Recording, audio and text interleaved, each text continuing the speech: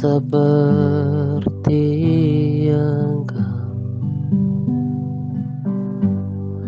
begitu mengasihiku.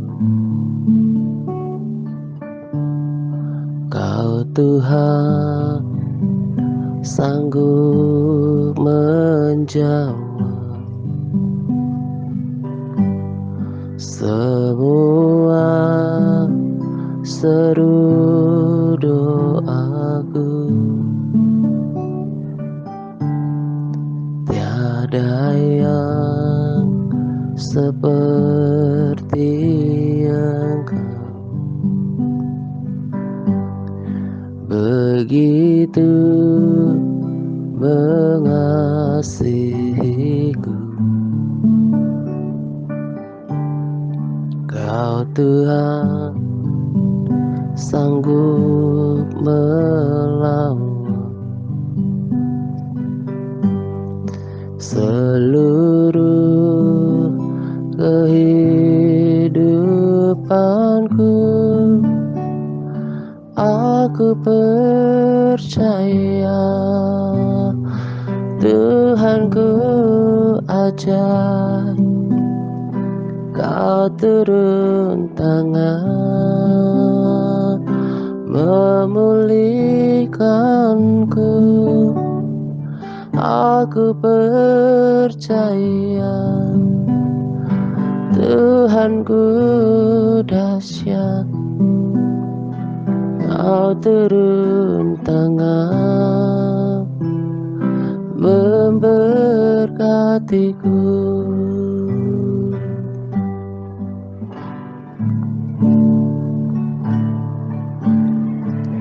Tiada yang seperti Engkau, begitu mengasihiku. Kau Tuhan sanggup menjawab semua seru doaku. Tiada yang seperti Engkau, begitu mengasihiku. Kau Tuhan sanggup melawan seluruh kehidupanku. Aku percaya Tuhanku ajaib. Kau turun tangan memulihkanku. Aku percaya Tuhanku dahsyat. Kau turun tangan memberkatiku. Aku percaya Tuhanku ajaib. Kau turun tangan memulihkanku. Aku percaya Tuhanku dahsyat. Kau turun tangan memberkatiku.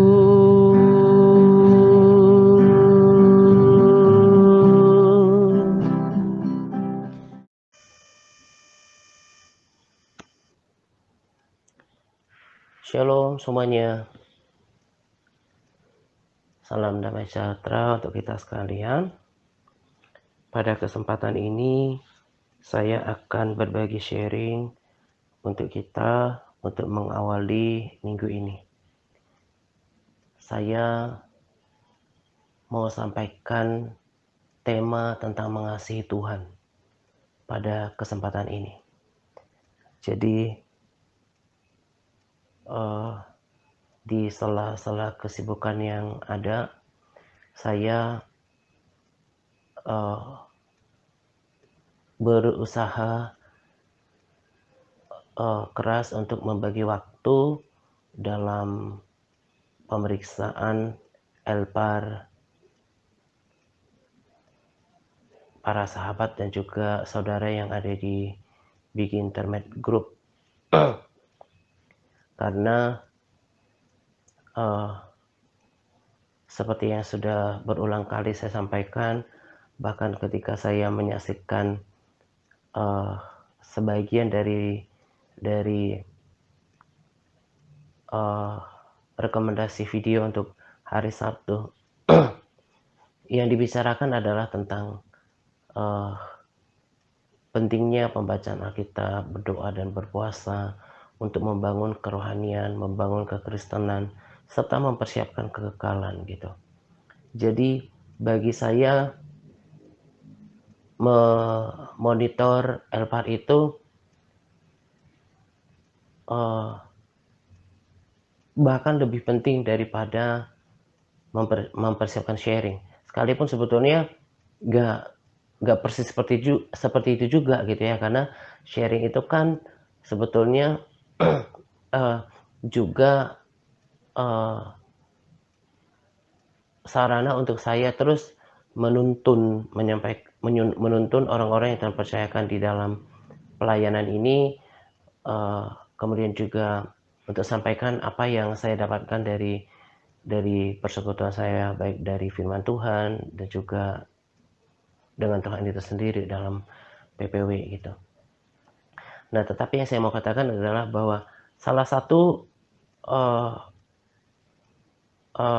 elemen penting yang dibangun, yang dipertahankan, yang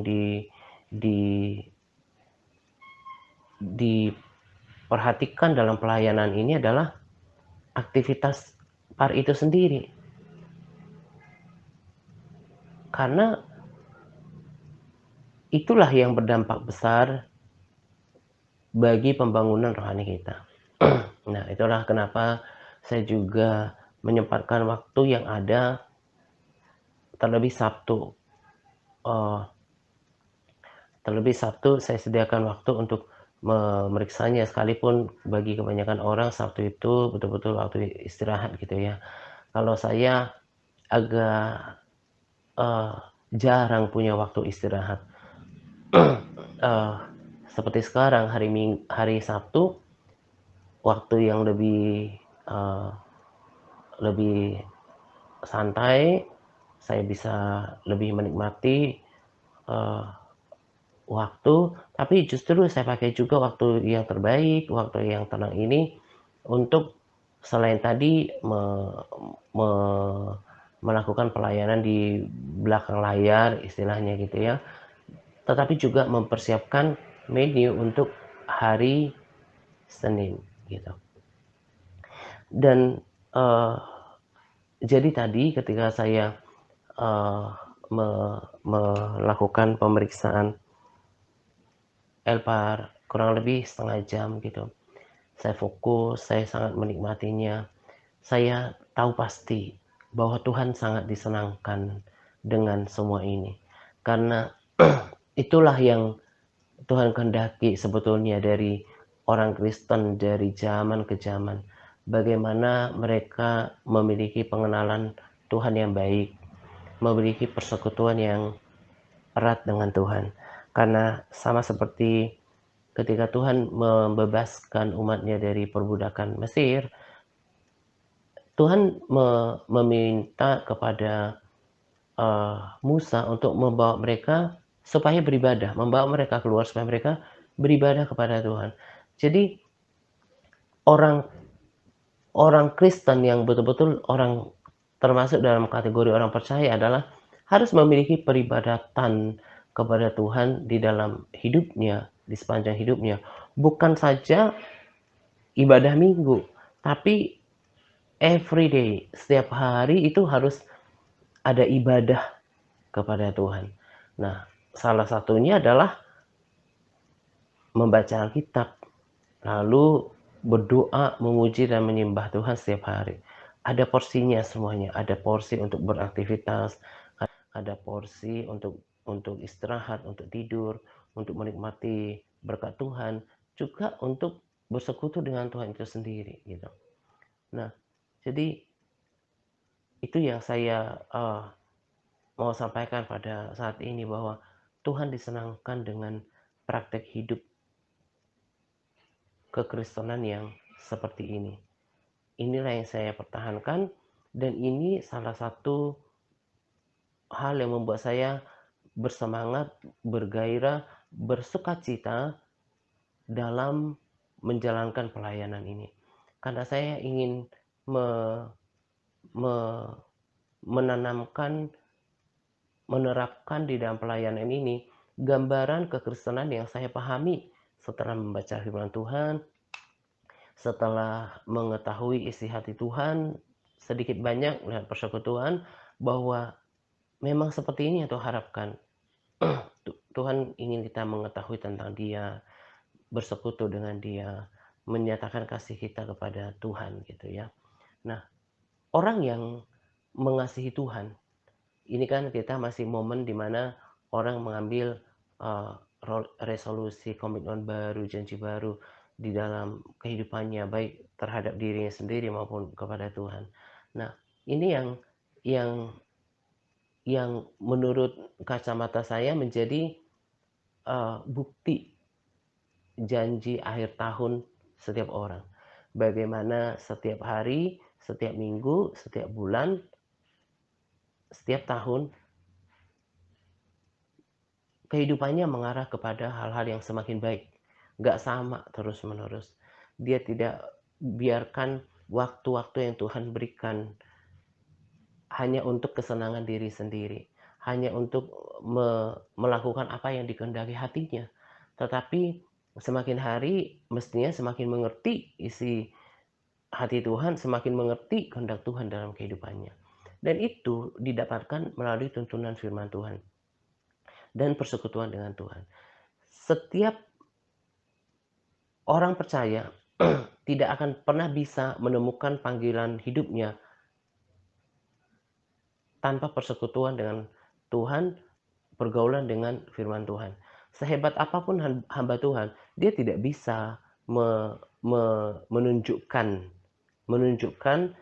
panggilan hidup seseorang dalam dirinya, kecuali mengarahkan ya. Kalau mengarahkan ya kurang lebih seperti tuntunan, bagaimana supaya mendapatkan menemukan panggilan dalam hidupnya. Ya, saya arahkan untuk membaca firman, saya arahkan untuk bersekutu sama Tuhan, untuk tanya sama Tuhan itu sendiri gitu.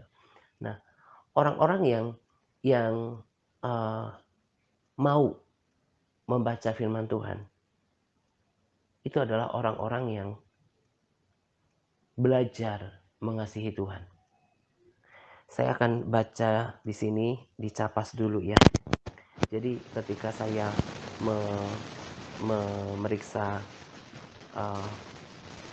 Elpar itu, saya tahu itu menyukakan hati Tuhan, dan orang yang mau membagi waktunya, menyediakan waktunya untuk membaca surat Tuhan, itu tadi saya katakan adalah orang-orang yang sebetulnya memiliki sikap hati untuk belajar mengasihi Tuhan. Sebelum saya baca capas ini, saya sudah pernah bagikan beberapa kali di waktu yang lalu. Orang yang tidak mau bersekutu dengan Tuhan, baik lewat doa, tidak mau membaca firman, termasuk tidak mau melakukan firman adalah orang yang tidak mau. Kalau saya sampai saat itu di waktu yang lalu ada orang Kristen yang model terpilihan, tetapi nanti sombong, mendengarkan pernyataan saya ini, maka saya cukup percaya bahwa orang ini akan berpikiran yang tidak baik, maka mungkin merasa sombong, sok banget gitu ya. Tapi ayat-ayat yang akan saya mau bacakan ini akan menjadi dasar pernyataan-pernyataan saya itu. Di Yohanes 14 ayat 15 berkata, "Jikalau kamu mengasihi aku," kata-kata Yesus ini sangat sederhana, nggak perlu sekolah teologi ya untuk memahami ini. Tuhan bilang kayak gini, "Jikalau kamu mengasihi aku, kamu akan menuruti segala perintahku." Bukan cuma yang enak ya, bukan cuma yang ringan. Kalau mengasihi Tuhan itu pasti menuruti segala perintah Tuhan. Ayat 21. Barang siapa memegang perintahku dan melakukannya, dialah yang mengasihi aku. Lalu di ayat 23, jawab Yesus, Jika seorang mengasihi aku, ia akan menuruti firman-Ku." Ayat 24, barang siapa tidak mengasihi aku, tidak menuruti firman-Ku. Yohanes 5 ayat 2, apabila kita mengasihi Allah, inilah tandanya bahwa kita mengasihi anak-anak Allah. Apabila kita mengasihi Allah serta melakukan perintah-perintahnya. Nah, ini lebih saya tekankan, mengasihi Allah itu satu paket dengan melakukan perintah-perintahnya. Ayat 3, sebab inilah kasih kepada Allah, yaitu bahwa kita menuruti perintah-perintahnya. Di sini tidak saya cantumkan kehendak Tuhan, kemauan Tuhan, perintah Tuhan lewat rasulnya untuk kemudian kita membaca, merenungkan, memperkatakan firman-Nya. Tapi kalau setiap orang di antara kita sungguh-sungguh membaca dengan sungguh, kemudian memperhatikan ayat-ayat firman Tuhan yang kita baca, maka kita akan memperoleh kesimpulan bahwa Tuhan menghendaki kita juga membaca firman-Nya. Karena itu kan satu rentetan ya. Bagaimana kita mau melakukan perintah Tuhan kalau kita nggak baca? Jadi sekalipun nggak secara harfiah seperti firman yang saya sudah bacakan pada Capas, sekalipun nggak secara harfiah dikatakan bahwa barang siapa yang membaca firman-Ku, dialah yang mengasihi aku. Inilah tandanya orang yang mengasihi aku, dia membaca firman-Ku. Memang tidak ada pernyataan yang kurang lebih sama dengan kalimat-kalimat yang ada pada Capas. Tapi kan kita oleh hikmat Tuhan kita bisa mengerti, itu kan satu paket, itu kan satu rentetan. Kalau kita mau melakukan firman Tuhan, tentu kita harus menyelidiki apa perintah Tuhan. Kita harus membaca, bahkan menghafalkannya dan menyimpan di dalam hati. Di Mazmur dikatakan, Daud berkata, "Dalam hatiku aku menyimpan janjimu, supaya aku tidak berdosa kepada engkau." Tapi ketika saya baca bahasa Inggrisnya, uh, tidak tidak uh, tidak berbunyi seperti itu, tapi di dalam hatiku aku menyimpan firman-Mu. Jadi ketika saya baca ini di waktu-waktu yang lalu berulang kali, kok dalam hatiku aku menyimpan janjimu supaya aku tidak berdosa kepadamu. Saya renungkan apakah maksudnya menyimpan janji keselamatan, perlindungan supaya nggak berdosa gitu ya. Kurang tepat gitu ya. Nggak nggak sejalan gitu ya. Tapi ketika saya cek bahasa Inggrisnya, sebetulnya di sana dituliskan bahwa dalam hatiku aku menyimpan firman-Mu supaya aku tidak berdosa kepadamu. Firman itu kan termasuk berarti perintah dan larangan Tuhan. Supaya kemudian oleh perintah yang tersimpan di dalam hati, itu kita nggak berdosa sama Tuhan gitu. Nah, kembali kepada topik ini, bahwa kalau orang yang mengasihi Tuhan, itu pasti uh, uh, sikapnya itu pasti mau membaca firman Tuhan. Karena apa? Karena untuk sampai kepada tahap selanjutnya menjadi pelaku firman, itu harus ada pergaulan yang yang akrab dong dengan firman Tuhan, ada pergaulan dengan firman Tuhan dong. Jadi dari sikap seperti ini pun bagi saya sudah bisa ketahuan siapa di antara orang Kristen itu sendiri yang belajar untuk mengasihi Tuhan. Sudah biasa kita dengarkan dahulu bahwa firman Tuhan itu adalah surat cintanya Tuhan. Kalau kita merindukan Tuhan, mengasihi Tuhan, pasti kita juga tidak anti untuk membaca, bahkan mempelajari firman Tuhan itu sendiri. Nah, jadi mungkin orang-orang yang mendengarkan sharing saya ini, baik yang di grup WA ataupun nanti kalau ini sudah uh, uh, ada di uh, kanal YouTube gitu ya, uh, akan tertuduh gitu ya, bahwa memang Alkitabiah pernyataan saya bahwa orang kalau baca firman saja tidak memiliki komitmen, tidak punya kemauan, berarti orang ini nggak mengasihi Tuhan. Karena apa? Tahap membaca firman itu aja itu kan masih terlalu enteng untuk dilakukan dibanding harus menuruti segala perintah Tuhan. Nah, maka tidak heran di sini kan firman Tuhan berkata begini.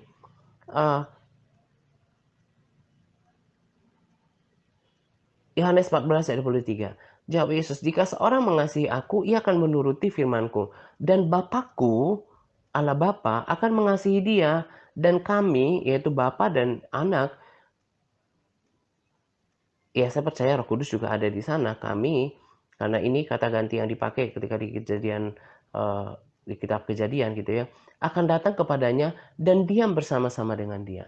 Jadi itu kenapa orang Kristen yang walaupun ke gereja sekali seminggu, ngakunya Kristen, Kristen keturunan, kalau dia tidak memiliki persekutuan dengan firman Tuhan, tidak memiliki persekutuan dengan Tuhan, tidak memiliki keinginan untuk menuruti perintah Allah, maka dia akan hidup sama seperti orang yang sebetulnya ya praktek hidupnya sama dengan orang dunia yang tidak mengenal Tuhan. Karena apa? Dia nggak terlihat. Mungkin kelihatannya baik. Karena di waktu yang lalu kan saya sudah bagikan. Untuk berkenan di hadapan Tuhan itu nggak cukup cuma baik. Tapi benar hidupnya. Praktek hidup orang benar ya salah satunya memiliki pergaulan dengan Tuhan. Orang percaya itu ya harus memiliki ibadah pribadi dengan Tuhan gitu. Nah jadi mungkin kelihatannya baik. Mereka tidak jahat gitu ya. Tapi hidup mereka tidak benar menurut pemahaman saya. Dan itu kenapa orang Kristen yang sekalipun udah umurnya tua gitu ya, tapi kalau hatinya tidak melekat dengan firman Tuhan, tidak menjadi penurut firman Tuhan, maka dia tidak akan pernah mengalami persekutuan pribadi dengan Tuhan. Sehingga dia tidak mengalami pengalaman pribadi dengan Tuhannya. Kenapa?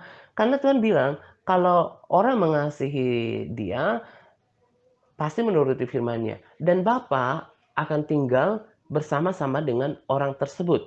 Jadi orang yang tidak memiliki tidak menjadi penurut firman dan ditandai dengan ditandai dengan sikap awal tadi, nggak memiliki persekutuan dengan firman Tuhan itu sendiri, maka hidup orang ini sebetulnya dan itu saya yakin dia tidak memiliki pengenalan yang baik dengan Tuhan. Dia nggak memiliki persekutuan yang erat dengan Tuhan, dan dia selama hidupnya dia tidak memiliki pengalaman pribadi tentang Tuhan yang konon adalah Allah yang hidup. Nah, itu sebetulnya sangat mengerikan. Kalau itu diri saya akan katakan pada diri saya bahwa model orang Kristen seperti ini jauh daripada persekutuan dengan Tuhan dan berpotensi akan dijauhkan dari hadirat Tuhan. Memang keras pernyataannya. Di waktu yang lalu bahkan saya pernah katakan bahwa orang yang tidak baca firman itu akan cenderung masuk ke neraka. Kenapa? Kan dia nggak tahu kehendak Tuhan. Dia nggak tahu perintah Tuhan. Lalu bagaimana dia mau melakukan? Jadi sangat berbahaya kalau ada di antara kita yang masih bermasalah dengan membaca firman, masih bermasalah dengan berdoa. Itu sangat mengerikan. Saya sungguh berdoa supaya Roh Kudus menginsyafkan kebenaran ini kepada setiap orang, bahwa sangat berbahaya kalau terus-menerus menjalankan kekristenan seperti itu. Gak merasa bersalah ketika gak bersekutu dengan Tuhan. Merasa baik-baik aja sekalipun gak baca firman Tuhan. ini adalah orang yang saya simpulkan nggak mengasihi Tuhan. Jadi tadi kan saya katakan, kalau saya katakan seperti itu, orang nggak baca firman itu nggak mengasihi Tuhan. Pasti orang yang tersinggungan, tersinggung. Yang sakit hatian, sakit hati. Yang sombong, marah gitu ya. Padahal semuanya pernyataan-pernyataan saya itu meluap atas pemahaman atau kesimpulan firman Tuhan yang saya baca. Nah, kalau kemudian orang tidak mengasihi Tuhan, tidak akan selain dia nggak akan mampu menjadi pelaku firman Tuhan, yang akhirnya kan orang yang nggak taat itu nggak mungkin berkenan kepada Tuhan. Dan tadi saya katakan kalau orang nggak mengasihi Tuhan, nggak menjadi penurut firman Tuhan, jangan berharap akan mengalami persekutuan yang manis dengan Roh Kudus, akan mengalami kedekatan dengan Tuhan. Karena syarat bagi Tuhan datang dalam hidup seseorang, syarat bagi Tuhan menyatakan dirinya lebih lagi dalam hidup seseorang, syarat untuk Roh Kudus tidak terluka adalah ketaatan. Saya baca untuk ketiga kalinya. Barang siapa, jawab Yesus, jika seorang mengasihi aku, ia akan menuruti firman-Ku. Dan Bapakku akan mengasihi dia. Dan kami akan datang kepadanya dan diam bersama-sama dengan dia. Jadi orang yang tidak mengasihi Tuhan, yang ditandai dengan praktek ketidaktaatannya, nggak mungkinlah Tuhan datang kepada hidupnya. Kenapa? Bukan berarti Tuhan itu nggak kasih. Tapi untuk orang bisa datang, untuk Tuhan bisa datang ke dalam hidup seseorang, bergaul karib, memiliki persekutuan dengan Roh Kudus, mendengarkan suara Roh Kudus, mengerti isi hati Tuhan, itu harus ada syaratnya, yaitu ketaatan kita. Tuhan datang menyatakan dirinya dan menyatakan dirinya sebagai sahabat Abraham, itu karena ketaatannya. Kita kan sudah baca ayat firman-Nya. Kejadian 26 ayat 5. Pada zaman Abraham, itu bukan cuma Abraham doang yang manusia pada zaman itu. Yang seusianya dia juga banyak. Tapi faktanya Tuhan hanya menyatakan dirinya, menyatakan perjanjiannya kepada Abraham kan. Demikian juga dengan Nuh. Pada zaman itu kan banyak orang juga. Tapi Tuhan memilih Nuh atas ketaatannya. Demikian juga dengan kita. Ini harus dipahami. Kalau mau Tuhan menyatakan dirinya kepada kita, bahkan Tuhan mengasihi kita, tinggal di dalam diri kita. Ada bagian yang kita harus lakukan. Kita harus menuruti segala perintah Tuhan. Nah, di awal tahun ini masih ada sisa-sisa harunnya lah ya. Ini baru tanggal 2 saya rekaman. Berarti dibagikan hari Senin, Minggu tanggal 3, tanggal 4 gitu ya. Masih baru. Coba mulai merenungkan. Sampai kapan saya ini akan mengeraskan hati untuk menjauhkan Alkitab, menjauhkan firman Tuhan dari kehidupan saya. Kalau Tuhan tidak kasih waktu lebih panjang, maka yang ada adalah penyesalan di dalam neraka. Ini awal tahun, bagaimana kita mengoreksi introspeksi diri kita. Sudah lama menjadi orang Kristen, tapi terus mengeraskan hati terhadap kehendak Tuhan yang kita dengarkan, baik lewat penuntun rohani di komunitas ini. Tadi saya katakan bahwa saya sudah baca di Yohanes 14 ayat 24 dikatakan seperti ini. Barang siapa tidak mengasihi aku, tidak menuruti firman-Ku. Tadi kan saya sudah katakan, firman Tuhan itu bukan sekedar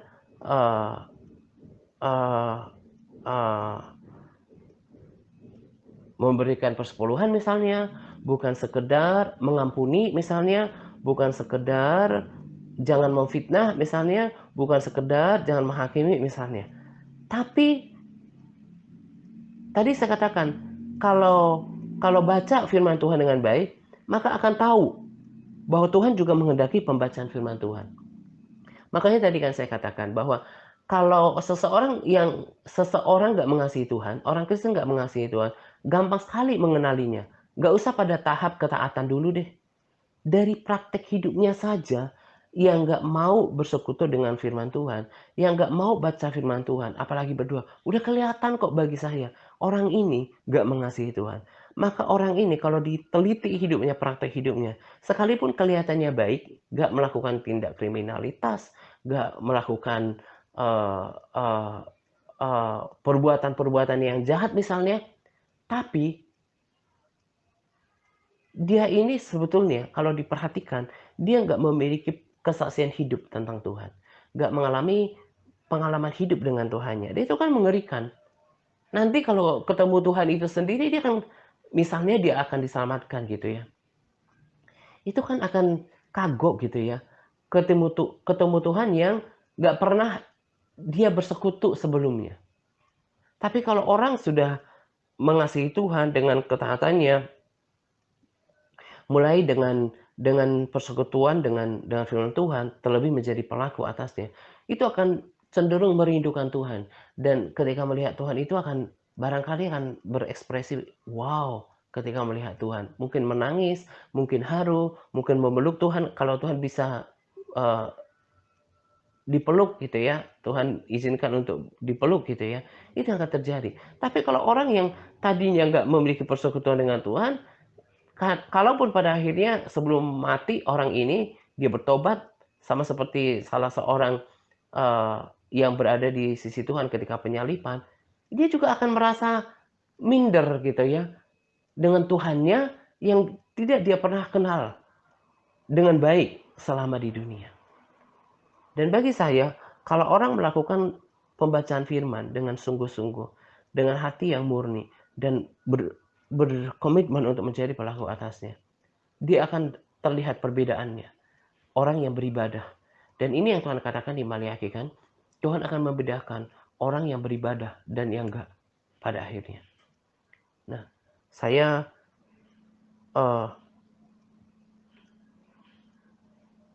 mau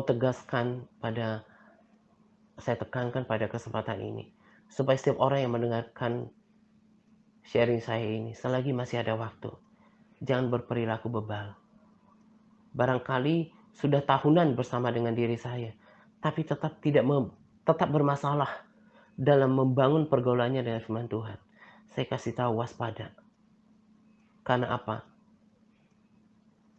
Seperti pernyataan saya tadi, orang kalau nggak baca firman, itu akan cenderung tersesat jalannya dan masuk ke dalam kengerian neraka. Perbaiki langkahnya.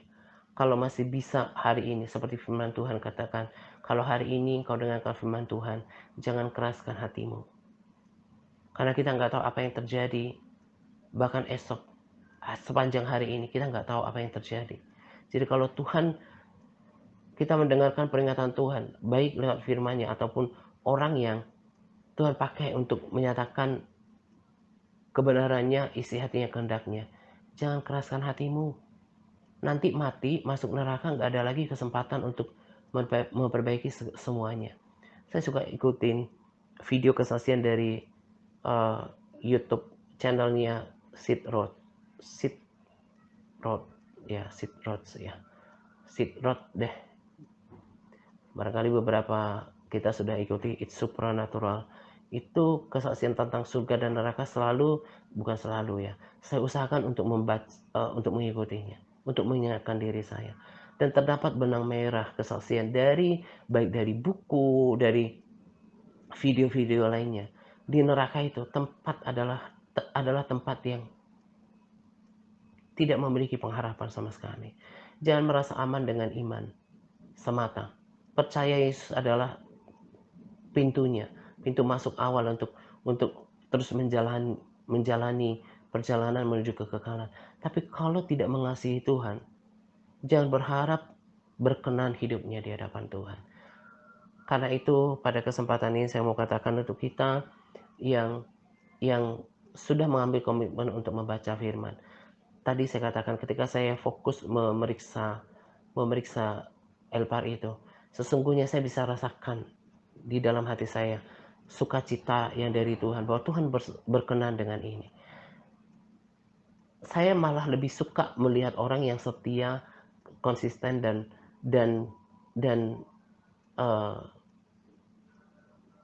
ketekunan untuk melakukan hal seperti ini, daripada orang punya jam terbang pelayanan yang menurut pandangan manusia wow, atau orang mengalami pengalaman supranatural lah, kesaksian yang macam-macam lah, entah nubuatan lah, entah penglihatan lah, entah mimpi lah. Bagi saya itu tidak lebih menarik daripada orang yang dengan sederhana saya lihat praktek hidupnya bergaul dengan firman Tuhan dan menjadi pelaku atasnya. Teruskan itu menyukakan hati Tuhan, itu akan mengubahkan hidup kita, memberkati hidup kita, bahkan mengantarkan kita pada kekekalan bersama dengan Tuhan. Dan bagi Anda yang masih dengar rekaman saya, tapi belum memiliki pergaulan dengan Tuhan, sadar belum tidak mengasihi Tuhan, karena apa? Mengasihi Tuhan itu bukan kata-kata, bukan cuma ucapan, tapi tindakan. Dimulai dari hal sederhana, memiliki pergaulan dengan firman Tuhan dan menjadi pelaku atasnya. Nah, kiranya apa yang saya bagikan pada kesempatan ini menjadi peringatan untuk kita semuanya. Dan saya juga perlu tambahkan di sini bahwa untuk mengikut Tuhan itu diperlukan hati yang murni, tidak terluka, tidak tersakiti. Kalau orang masih menyimpan sakit hati, kekecewaan, kepahitan terhadap orang-orang terdekatnya, entah orang tuanya, ayahnya, pasangannya, keluarga besarnya, siapapun atau orang lain, saya mau kasih tahu dengan keras bahwa jangan berharap akan bisa mengalami Tuhan dengan hati yang seperti ini. Harus dibereskan dulu. Karena mengasihi Tuhan itu juga ditandai dengan mengasihi sesama. Jadi kalau kita masih menyimpan kekecewaan kepada orang, menyimpan kesalahan orang lain, menyimpan kepahitan, menyimpan kemarahan kepada orang lain, nggak mungkin lah bisa dikatakan mengasihi Tuhan sementara melihat sementara terhadap sesamanya yang bisa dilihat mata dia nggak bisa mengasihi dengan tindakan tadi, melepaskan pengampunan gitu loh. Nah, ini saya harus katakan karena dari dulu sejak pelayanan ini ada, saya ketemu orang-orang yang dengan orang-orang terdekat yang suaminya, yang ya kebanyakan suami ya, tapi ya barangkali juga dengan istrinya ada yang kepahitan, orang-orang terdekatnya, entah mungkin mantannya atau ayahnya gitu ya, bereskan. Kalau enggak, ikut Tuhan itu seperti kata Morgana, seperti kelihatannya ikut Tuhan padahal enggak. Dan nggak mungkin bisa naik pada cinta yang sejati kepada Tuhan kalau hatinya masih terluka. Nah, ini satu paket dengan tema kali ini. Harus dibereskan hatinya. Jangan menyimpan sakit hati, jangan menyimpan kebencian, amarah, dan menahan pengampunan terhadap orang lain. Selain sikap ini tidak berkenan di hadapan Tuhan, maka sikap seperti ini juga tidak akan membawa kita pada kasih yang sejati kepada Tuhan. Dan itu berbahaya. Orang yang tidak mengampuni kesalahan orang lain, jangan berharap mendapat pengampunan daripada Tuhan. Orang yang tidak diampuni oleh Tuhan, dosanya tetap, upah dosa adalah maut. Nah, kiranya SSP singkat kali ini memberkati, memotivasi kita sekalian. Ini saja yang saya mau sampaikan untuk kita. Selamat menjelang 2 pagi untuk kita sekalian. Semangat berpuasa kepada kita semua yang bersemangat dalam berpuasa. Semangat Par. Tuhan Yesus memberkati senantiasa. Amin.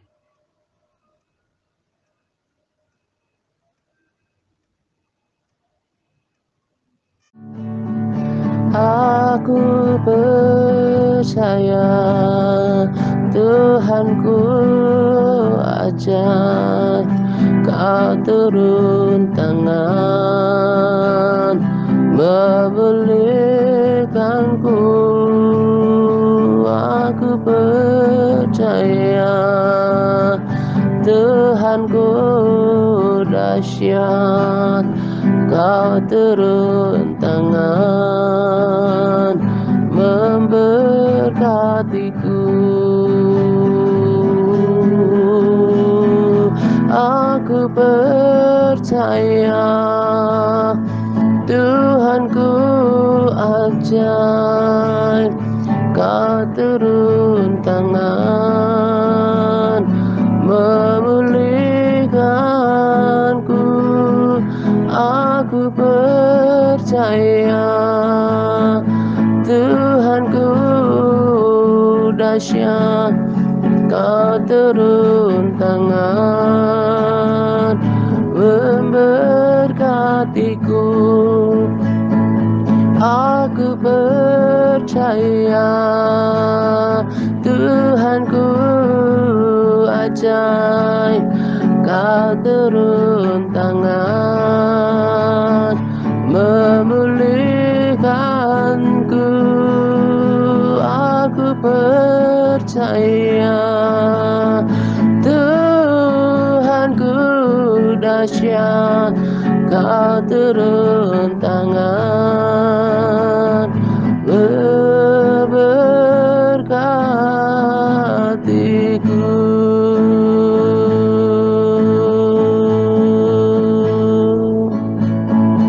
Kau turun tangan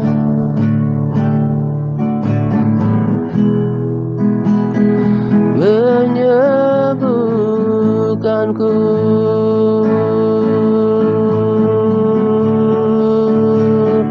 Kau turun tangan